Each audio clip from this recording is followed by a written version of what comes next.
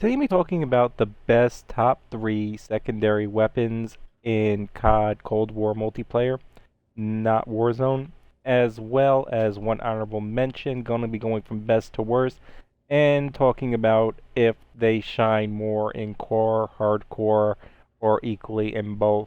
And to start off with, we definitely have the clear winner. It kind of outshines the other two by like a good 30%.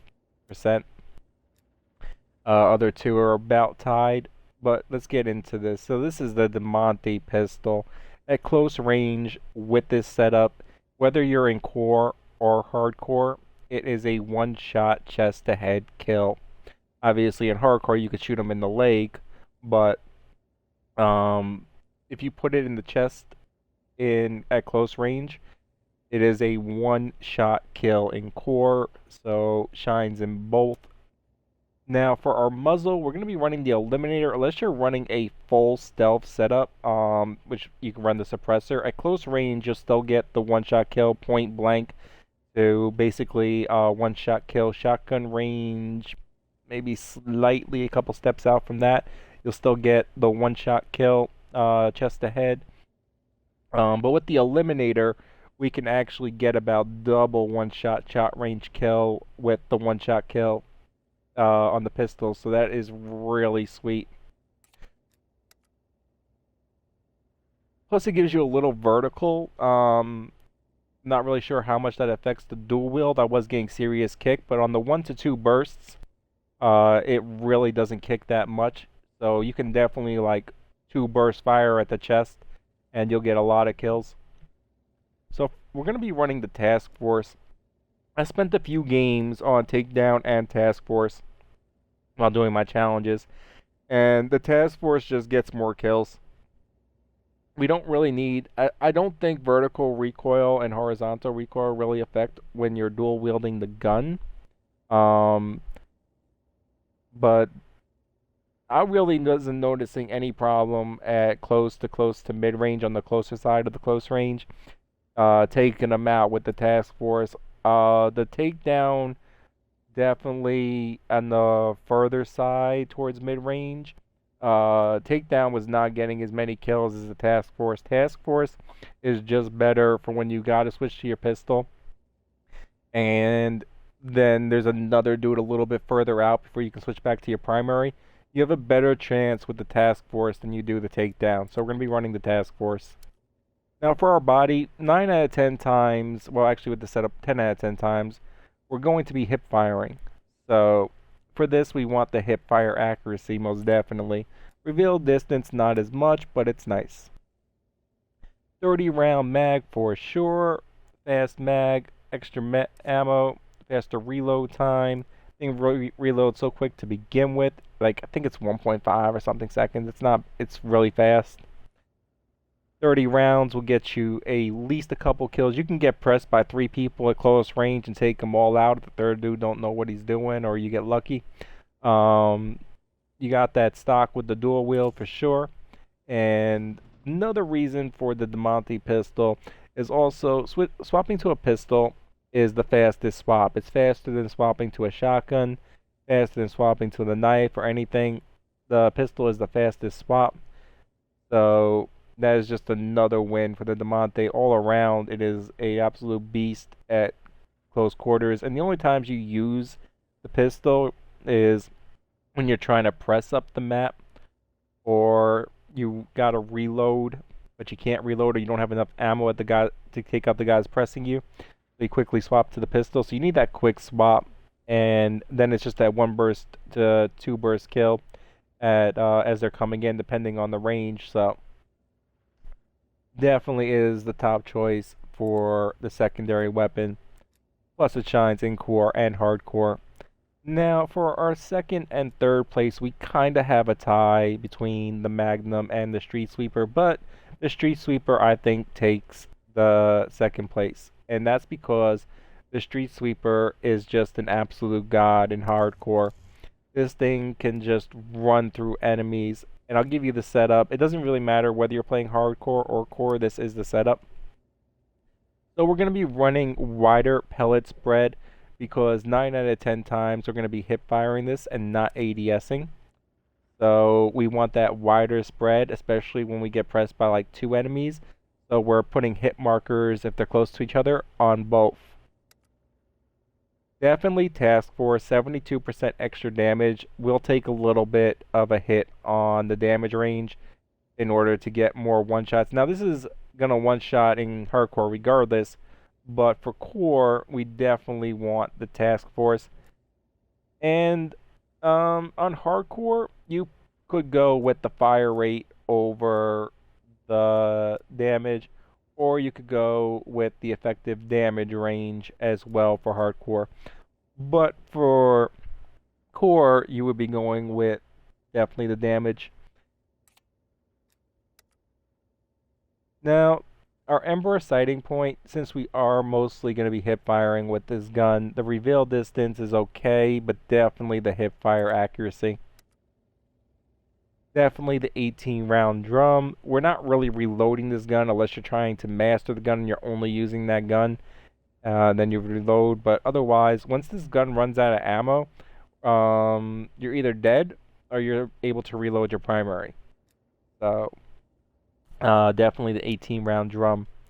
Now, our 5th slot is a little bit versatile. For when you do want to ADS this gun, you get pinned up somewhere and you are actually ADSing versus hip firing, and you have the ability to aim down the sight and just hold it for a second. That plus on the aim down sight is pretty sweet. We only lose a little bit on the sprint to fire, which we're not using as much, and the shooting move speed, which we're also not using as much, or almost never. Aim while prone doesn't matter. Flinch resistance if you're in core is nice, which is actually another plus for it. Other than that, you could alternatively use like plus 10 sprint to fire if you are just running around with it. Or you could go with the marathon stock and lose a little bit on the hip fire accuracy. You're getting hit markers regardless. This is actually, the marathon stock is not bad for hardcore because you get 5% on your sprinting movement speed, which actually makes a little bit of difference. And if you're playing on hardcore, you're probably not ever ADSing. You're just hip firing your way through it. So for hardcore, you could replace this with the marathon stock. Other than that, that is the setup for the Street Sweeper. It is a couple burst kill in core, depending on the range. You're looking at pretty much not trying to hit targets if you're not in hardcore more than like 2 shotgun blasts out, 2 shotgun shot kill ranges out. Now for our third, we have the Magnum. The Magnum is also a one-shot kill with almost no kick. So the Magnum will get you a lot more mid-range one-shot kills than the Diamante pistol, and that's where it does shine. The Magnum is close to mid-range with one-shot chest-aimed kills. So for this, we will be running the Eliminator.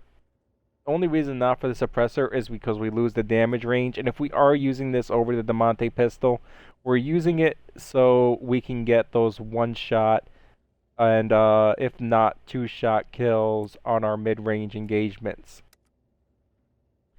So Task Force most definitely for the extra damage. We don't really need the vertical horizontal recoil. Extra bullet velocity, extra damage range for sure helps out. This definitely helps it make it a better mid-range killer when you're trying to go through the map. Like if you're running through trying to get to a position at the start of the match when you spawn back in, that really helps out. So we're definitely going to be running the Ember sighting point. One for the reveal distance, actually, for this one does help out, but more so for the hip fire accuracy. It has such a low kick to begin with, but that extra hip fire accuracy, like You really have to miss it. You're not missing because of the recoil. You're just missing because your sight was off. This gun is an absolute beast at close to mid-range and helps you press from corner to corner. But definitely the Salvo 12 round fast mag. We want more shots. We don't need to aim down the sight, so there's no reason not to go with this mag. And definitely the dual wield, because this setup does not work as a one-shot kill at mid-range if you're not running dual wield. You need both those shots. I mean, in hardcore, yeah, you can get away with the one Magnum versus dual wield. But in order to kill in core and hardcore, you need the dual wield, and it's just really fun to use the dual wield. Unless you're doing your long shot challenges, I forgot if I mentioned that. If you're doing your long shot challenges, definitely switch to the one shot. Do not try to get them with dual wield. You'll get them a lot faster just drift scoping with a single Magnum over a dual Magnum. And the honorable mention is the Sigma. And I'm not even going, there's no reason to put it up on the screen. The Sigma is, if you just don't want a secondary, maybe you're running Danger Close and you're just basically using your primary and you're like, fuck, I'm not switching guns ever. I'll just reload or die. Well, in that case, the Sigma is great to take out all those UAVs and put in a little bit of work on helicopters and other airstreaks. But it's really nice to just quickly take out UAVs and then swap back to your gun. So if you want to be that UAV killer, then the Sigma is nice to have on your back. But I'm not, that's why I said it's just an honorable mention. These three guns are the actual weapons that most people are going to want to swap to, and they are the best three weapons to swap to as far as being able to kill close to mid-range, which is what a secondary is for. And I hope that helps. I will be also in a day or two going through and doing the top 10 weapons currently for Cold War. Since you have 10 classes, 9 or 10, I gotta double check. I think it's 10 classes. I'm actually setting mine up because I just hit Dark Matter. And after I have all my classes set up, I'll be doing a video for the top choices, so you have one for each of the class setups that the game gives you an option for. Sorry for that long-winded explanation. Anyway, I hope this video helped.